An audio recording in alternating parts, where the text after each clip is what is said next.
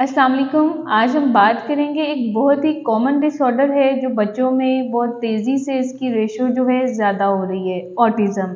Autism जो है एक न्यूरो डेवलपमेंटल डिसऑर्डर है और कुछ बच्चों में जो है ये जेनेटिकली कॉज करता है।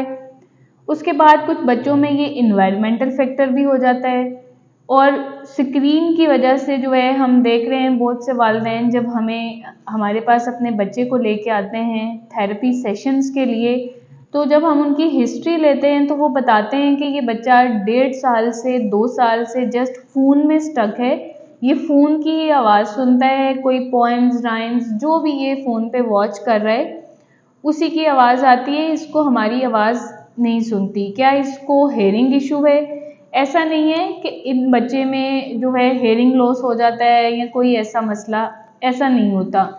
इन बच्चों की जो अलामात हैं, बहुत ज़्यादा बच्चे जब हमारे पास आते हैं हम देखते हैं इनकी अलामात, इनकी सिम्टम्स हर एक बच्चे की डिफरेंट होती हैं।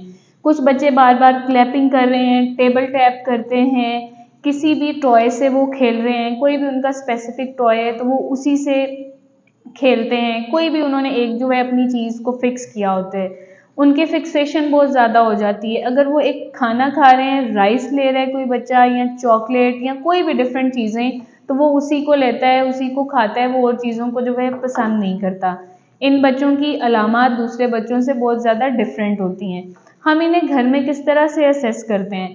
क्या आपका बच्चा दूसरे बच्चों से अलग रहने लग गया है, वो आपकी बात को नहीं सुनता, इस तरह से जो है एक ही चीज़ को रिपीट कर रहे, अपने अल्फाज जो बोलता था वो भी उसने बोलने बंद कर दिए हैं। इस तरह से हम इन बच्चों की असेसमेंट घर में भी कर सकते हैं।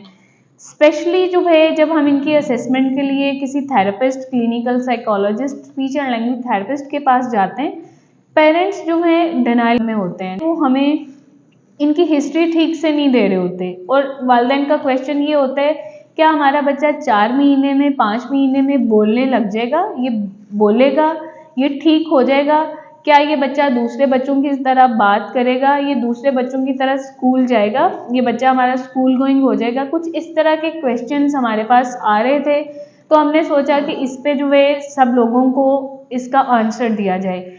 फर्स्ट ऑफ ऑल तो कोई भी थेरेपिस्ट है इसका स्पेसिफिक टाइम नहीं देता कि बच्चा 2 महीने में ठीक हो जाएगा, बच्चा 1 महीने में बोलने लग जाएगा, ऐसा बिल्कुल नहीं होता।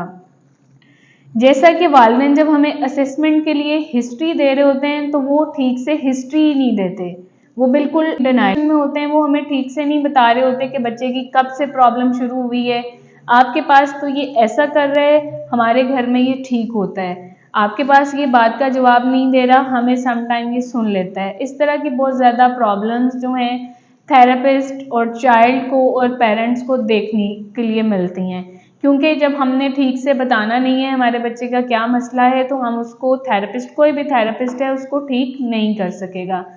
इन बच्चों की असेसमेंट के लिए आपको चाहिए कि आप इनकी वीडियोस, आप इनकी कोई भी चीज़ें जो हैं लाजमी अपने थेरेपिस्ट को दिखाएं, ताकि आपके बच्चे की जो चीज़ें हैं आसानी से हम इनको मैनेज कर सकें।